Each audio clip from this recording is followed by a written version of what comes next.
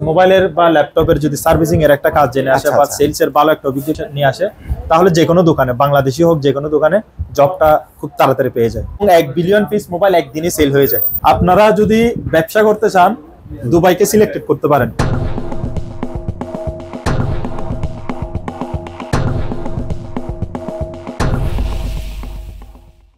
দর্শক আসসালামু আলাইকুম, আমি মোস্তফা ফিরোজ, দুবাইয়ের একেবারে দুবাইয়ের পয়েন্টে কথা বলছি, প্রবেশ মুখ বলা যায়। আজকে যে কাহিনী আপনাদেরকে শোনাবো সেটি একজন তরুণ উদ্যোক্তা, তার নাম হচ্ছে শওকত, বাড়ি চট্টগ্রামের সাতকানিয়ায়। 2 বছর আগে যখন আমি এসেছিলাম দুবাইতে, তখন এই পাশেই একটা ছোট্ট শোরুমে সে ব্যবসা করত, খুবই ছোট পরিসরে। আজকে 2 বছর পর এসে আমার কাছে এটা অবাক বিস্ময়, জমজম নামে একটা বড় শোরুম। শুধু এখানেই না, আরো 2টি শোরুম আছে এবং তার ইচ্ছা যে সংযুক্ত আরব আমিরাতে যে 7টি রাজ্য আছে বা প্রদেশ আছে সবগুলোতেই শোরুম করা। কিভাবে সম্ভব হলো এই উন্নতি, এবং দুবাইয়ের মোবাইল মার্কেটের সম্ভাবনা কতটুকু, এত বড় মার্কেট বা এত বড় বাণিজ্য, তার আদ্যপান্ত তুলে ধরবো, শওকতের সাফল্য কথা বলবো, এবং একই সঙ্গে কিভাবে সম্ভব হলো তার এই উন্নতি, সেই গল্পটা দর্শক আপনাদের কাছে শোনাবো। আসসালামু আলাইকুম, আমার নাম মোহাম্মদ শওকত। মোহাম্মদ শওকত, জি। দুবাইয়ে কত বছর? দুবাইয়ে আমার 3 বছর টোটাল। জি, 3 বছর। জি। তো 3 বছরের অভিজ্ঞতাটা কি এবং কিভাবে এই ব্যবসায়? আমি যখন দুবাইতে ফার্স্ট আসি তখন সালটা ছিল 2021। 2021-এ আমি দুবাইতে এন্ট্রি করি। তো এরপর আমি মেবি 3 মাস এখানে ট্রাই করি যে আমি এখানে কি করব, ব্যবসা করব নাকি চাকরি করব, এই ধরনের একটা কনফিউজড ছিলাম। তো অ্যাটলিস্ট 3 মাস পর আমি ছোট করে একটা ব্যবসা শুরু করি। ওটা এরকম বড় দোকানে না, আমি ছোট্ট একটা আরেকজনের একটা দোকানে গিয়ে ছোট্ট করে একটা এরকম ছোট্ট একটা কাউন্টার নিয়ে আমি ব্যবসা শুরু করি। তো ওখান থেকে ব্যবসা ছিল না জব ছিল? ওটা ব্যবসা ছিল, ছোট্ট করে, আমি জব করি নাই, ব্যবসা করি। শুরু থেকে ব্যবসা শুরু করি। তারপরে তো ওখান থেকে 3 মাস পর আমি বড় একটা দোকান নেওয়ার সিদ্ধান্ত নিই। ওই দোকানটা 3 মাস পরে ওই দোকানটা চালু করে দিই আর কি। এই সেম নামে মোস্তাকবিল জমজম নামে আমি একটা নতুন ব্রাঞ্চ ওপেনিং করি এট ফার্স্ট আমার ডেরা দুবাইতে। ওই ব্যবসাটা দিয়ে শুরু করে আলহামদুলিল্লাহ আজ পর্যন্ত এখানে আছি। এখন এই ব্যবসার অবস্থানটা কি? এখন তো আলহামদুলিল্লাহ খুবই ভালো। আচ্ছা, এখন আমার দুবাইতে 2টো ব্রাঞ্চ আছে। দুবাইতে? জি। আচ্ছা, মানে এই মোবাইল ব্যবসাটা বেছে নেওয়ার কারণটা কি? দুবাইতে কি মোবাইল ব্যবসাটা মানে অনেক মার্কেট আছে এটা? আমি তো দীর্ঘদিন ধরে মোবাইলের ব্যবসা করে আসছি। আমি এর আগে সৌদি আরবে ছিলাম, ওখানেও মোবাইলের ব্যবসা করতাম। আচ্ছা। তার আগে আমি বাংলাদেশে যখন ছিলাম তখনও মোবাইলের ব্যবসায় করতাম। আচ্ছা। তো এর কারণে আসলে আমার যেহেতু এই কাজে এক্সপেরিয়েন্স, সেজন্য আমি এই কাজে ইনভলভ হই। আচ্ছা আচ্ছা। তো এখানে মার্কেটটার অবস্থাটা কি?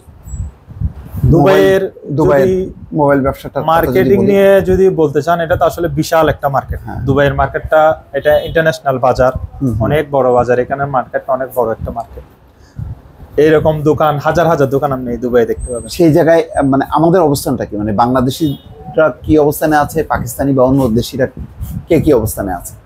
বাংলাদেশিদের যদি বলতে যাই, যেটা সত্য কথা সেটা হচ্ছে বাংলাদেশিরা এখন অনেক পিছিয়ে। ইলেকট্রনিক মার্কেট বলেন বা মোবাইলের বিজনেসে বাংলাদেশের অনেক পিছিয়ে। কারা এগিয়ে? ইন্ডিয়ানরা এগিয়ে আছে। আচ্ছা, ইন্ডিয়ানরা, মালওয়ারিরা এই ব্যবসায় অনেক এগিয়ে আছে। এরপর পাকিস্তানি, আফগানিও আছে, বাংলাদেশিরাও আছে মোটামুটি অবস্থানে। বেশি একটা আস্তে আস্তে কি বাড়ছে নাকি? না, তাদের অনেক বাড়ছে। বাংলাদেশিদের এরকম প্রতিষ্ঠান ছিল না আগে। রিসেন্টলি করোনার পর থেকে অনেক বাংলাদেশি সৌদি আরব থেকে বা বিভিন্ন দেশ থেকে এখানে এন্ট্রি করছে।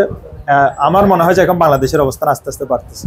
আচ্ছা, কি ধরনের মোবাইল এখানে বিক্রি হয়? একদম ব্র্যান্ড নিউ নাকি পুরনো? আমি তো সবগুলো সেল করি।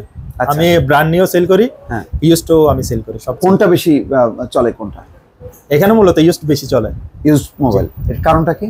কারণ হচ্ছে যে এই যে ইউজড ফোনগুলো এখানের ইউজড না। ইউজড ফোনগুলো আসে, অধিকাংশ ফোন আসে ইউএসএ থেকে, আমেরিকা থেকে আসে, তারপর হচ্ছে জাপান থেকে আসে, কোরিয়া থেকে আসে। আচ্ছা, সেগুলি কি মানে সরাসরি কিভাবে আসে? সরাসরি ফোনগুলো আসলে এখানে তো দুবাইয়ে ফ্রি জোন আছে, আপনি জানেন। ফ্রি জোনের ফোনগুলো চলে আসে, ওখান থেকে এই ডাইরেক্ট আমরা পারচেজ করি ফোন থেকে, আমরা ফ্রি জোন থেকে পারচেজ করতাম। তো রিসেন্টলি আমি নিজেও আমেরিকা ভিজিট করছি, আমার আমেরিকার ভিসা আছে। আচ্ছা, তো আমি নিজে এখন ডাইরেক্ট আমেরিকা থেকে মাল ইম্পোর্ট করি। আচ্ছা, জি, ডাইরেক্ট আমি পারচেজ করি। মানে কোন ধরনের মোবাইল বেশি চলে? ইউজড ফোন, আইফোন বেশি চলে। আইফোন, তারপরে স্যামসাং। জি, আইফোন আমরা আমেরিকা থেকে আমরা আইফোন গুলো নিয়ে আসি, আর কোরিয়া থেকে আমরা স্যামসাং গুলো নিয়ে আসি। দুবাইতে তাহলে ইউজড ফোন বেশি চলে? ইউজড ফোন বেশি চলে। এই ফোনের দামটা কম, আর মানুষ পারচেজ করতে পারে, এটা পারচেজ করতে পারে, প্রোডাক্টটা একদম জেনুইন পায়। আচ্ছা, আমেরিকা থেকে যেগুলো আসে, জাপান, কোরিয়া থেকে যে ফোনগুলো আসে, এই ফোনগুলো হয় 100% জেনুইন ফোন পাওয়া যায়। আচ্ছা, কিছু রিপারবিশ ফোন মার্কেটে পাওয়া যায়, ওখান থেকে এনে মানুষে একটু মডিফাই করে রিপারবিশ করে সেল করে। তো আমরা তো যেটা ইউজড ওটা ইউজ বলে সেল করি, নতুন যেটা এটা তো নতুন আছে, নতুনটা সেল। আচ্ছা, তাহলে ইউজ ফোন যেভাবে আসে সেভাবেই বিক্রি করা হয়? আমরা যেভাবে আসে এইভাবে সেল করে দিই। আচ্ছা, কার্টনের মধ্যে সব লেখা থাকে, ওটার স্পেক্স ফুল লেখা থাকে, যে এটার স্ক্র্যাচ কেমন আছে, ব্যাটারি কেমন, মোবাইলের কন্ডিশন কেমন, ওটার উপর দেখে ওভাবে আমরা পারচেজ করে ওভাবে সেল করে দিই। সাধারণত একটা ব্র্যান্ড বের হবার পর কত সময় পর এটা মানে এই ইউজড ফোন হিসেবে আসে? 1 বছর পর, 6 মাস পর, নাকি কতদিন? এটা একটা আসলে গুরুত্বপূর্ণ কথা। যেমন এখন আইফোন 15 প্রো ম্যাক্সটা মানে 15 সিরিয়ালটা এখন চলতেছে মার্কেটে, 15টা খুব কম পাওয়া যাবে। আচ্ছা, ইউজড কম পাওয়া, কারণ এখন আমেরিকানরা ওটা ইউজ করতেছে। আচ্ছা, এখন ইউজ করতেছে, যখন 16 লঞ্চ হয়ে যাবে তখন 15টা মার্কেটে অ্যাভেলেবেল থাকবে। আচ্ছা, এখন 14 আর 13 এই দুটো অ্যাভেলেবেল মার্কেটে, 14 আর 13 অ্যাভেলেবেল। হ্যাঁ, আর 12, 11 এগুলো তো আছেই। এটা কি স্যামসাং এর ক্ষেত্রেও? স্যামসাং এর ক্ষেত্রেও। আচ্ছা, যখন এখন যেটা আপডেট স্যামসাং চলতেছে 24, হ্যাঁ, হ্যাঁ, এখন 24টা আপনি ইউজড পাবেন না, খুব কম পাওয়া যায়। কিন্তু 23 আর 22 এটা অ্যাভেলেবেল পাওয়া যায়। অ্যাভেলেবল পাওয়া যাবে। আচ্ছা, এরপরের যে বিষয়টা জানতে চাবো সেটা হলো দুবাই থেকে কোন দেশের কাস্টমার বেশি, যারা নিয়ে যাচ্ছে তাদের নিজের দেশে কিনে?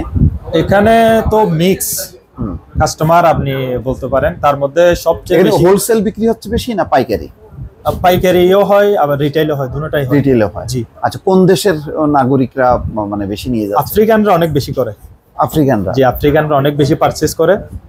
এরপর পাকিস্তানও আগে অনেক বেশি হতো, এখন তো পাকিস্তানও গভর্নমেন্ট মানে বেশি ফোন নিয়ে যাওয়াটা একটু নিরুৎসাহিত করছে, একটু করছে। পাকিস্তানে একটু কম যায়, বাংলাদেশ এবং ইন্ডিয়া তো প্রচুর ফোন যায় এখান থেকে, অরিজিনাল ফোনগুলো বাংলাদেশ আর পাকিস্তানে যায়। কিন্তু বাংলাদেশও তো বেশ কড়াকড়ি করছে, ফলে ইউজড ফোন কি বেশি যেতে পারে? হ্যাঁ, আগে একটু বেশি যেত, মানে এক একজন হয়তো 2-3টা করে নিয়ে যেত, এখন মেবি একটা করে নিয়ে যেতে পারে।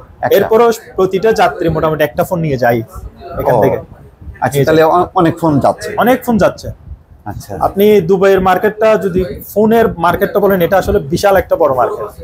তো এবারে যে বিষয়টা জানবো সেটা হলো যে এই যে মোবাইল মার্কেটে আমাদের বাংলাদেশিরা কি পরিমাণ এখানে তার কর্মসংস্থান সুযোগ হয়েছে? হ্যাঁ, এটা বাংলাদেশিরা আসলে তো যখন দেশ থেকে আসে তখন মানে হুট করে চলে আসে। আমি যেটা বলতে চাই সেটা হচ্ছে যে আসার আগে মানে একটা সিদ্ধান্ত নিয়ে আসতে হবে, যে একটা প্রিপারেশন নিয়ে যে কোথায় জব করব বা কোথায় জব করব, গিয়ে কি করব, এই ধরনের একটা প্রিপারেশন নিয়ে আসতে হবে।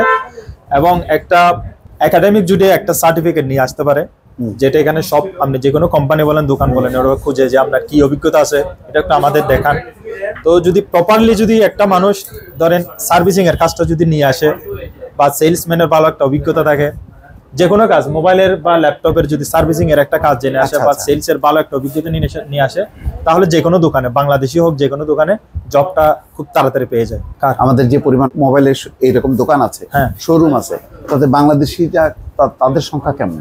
বাংলাদেশিদের সংখ্যা অন্যান্য দেশিদের তুলনায় আপনি ধরতে পারেন যে 20% ধরতে পারেন, এর বেশি ধরা যাবে না। 20%। আচ্ছা, এখানে কি কর্মীর সংখ্যা বেশি নাকি ব্যবসায়ীর সংখ্যা? কর্মীর সংখ্যা বেশি। কর্মীর সংখ্যা? ব্যবসায়ীর সংখ্যা কম। ব্যবসায়ীর সংখ্যা একটু কম। আমি বলবো বাংলাদেশি ভাইদের, হ্যাঁ, আমি মুস্তাফা ফিরোজ ভাইয়ের মাধ্যমে বাংলাদেশি ভাইদের বলবো, আপনারা যদি ব্যবসা করতে চান দুবাইকে সিলেক্টেড করতে পারেন, কারণ দুবাইটা অনেক সুন্দর একটা মার্কেট এবং খুব সেফলি আপনারা এখানে ব্যবসা করতে পারবেন। কোন ব্যবসা? যে কোনো ব্যবসা করতে পারেন, যে কোনো ব্যবসা করতে পারেন। এখানে লিগ্যাল লাইসেন্স দেওয়া হয়, লিগ্যাল লাইসেন্স নিয়ে যে কোনো ব্যবসা করতে পারেন। তার মধ্যে আমি বলবো ইলেকট্রনিক লাইসেন্স লাইনের যদি ব্যবসাটা ধরতে পারে তাহলে বেস্ট হয়, কারণ এখন তো যুগ চলতেছে মনে করেন আধুনিক। তবে বলতে হবে অবশ্যই অভিজ্ঞতা নিয়ে আসতে, যে অবশ্যই অভিজ্ঞতা নিয়ে আসতে হবে। এবং যদি ইলেকট্রনিক লাইনে আসতে পারেন তাহলে আপনারা ভালো একটা অবস্থা তৈরি করতে পারবেন।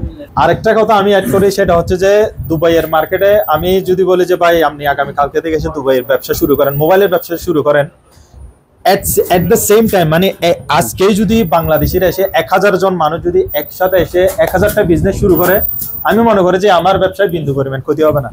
কেন হবে না? এটা এত বড় মার্কেট যে আপনি ধারণা করতে পারবেন না যে কি পরিমাণের এখানে সেল হয়, কি পরিমাণের এখানে কাস্টমার, কি পরিমাণের এখানে ব্যবসা, আপনি আইডিয়া করতে পারবেন। এটা বিশাল একটা মানে এটা শেষ নেই, এটার শেষ নাই। আচ্ছা। এটা বিশাল মার্কেট। আপনি যখন ফ্রি জোনে যাবেন দেখবেন যে এক একটা শিপ, ওই শিপ ভর্তিটাই মোবাইল। ওখানে হতে পারে 1 বিলিয়ন পিস মোবাইল, 1 মিলিয়ন না 1 বিলিয়ন পিস মোবাইল, এবং 1 বিলিয়ন পিস মোবাইল একদিনে সেল হয়ে যায়, একদিনে সেল হয়ে যায়। এইরকম শত শত জাহাজ, শত শত কন্টেইনার ওখানে পড়া আছে ফ্রি জোনে। এইটা অনেক দারুণ একটা ব্যবসা।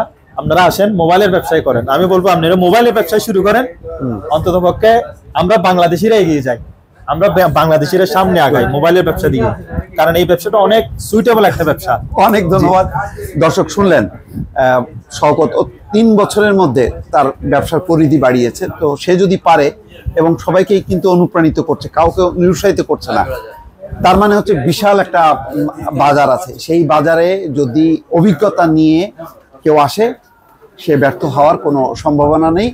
তবে আবারও বলি, মানে একেবারে অভিজ্ঞতা ছাড়া, মানে কোনো কারিগরি জ্ঞান না নিয়ে দুবাইতে আসবেন না। অবশ্যই কারিগরি জ্ঞান নিয়ে, অভিজ্ঞতা নিয়ে আসেন, অবশ্যই সাকসেসফুল হবেন। সেটা শওকতের মাধ্যমে আমারও যেটা ধারণা সেটা আপনাদেরকে বলতে পারি। ভালো থাকবেন, আল্লাহ হাফেজ।